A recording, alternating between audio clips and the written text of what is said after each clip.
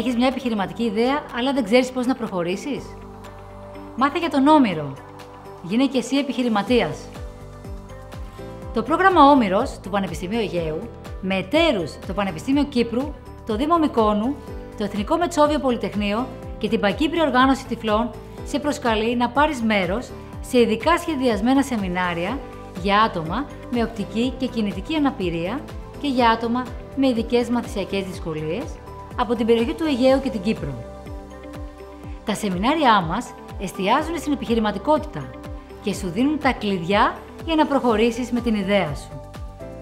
Είναι σχεδιασμένα για να σου δώσουν όλα τα εφόδια και τις γνώσεις που χρειάζεσαι για να ξεπεράσεις τις προκλήσεις και να δημιουργήσεις το δικό σου μονοπάτι στον επιχειρηματικό κόσμο. Γίνε μέλος της πιο συμπεριληπτικής επιχειρηματικής κοινότητας στο Αιγαίο, εκεί όπου η γνώση διασυνδέεται με την ευκαιρία.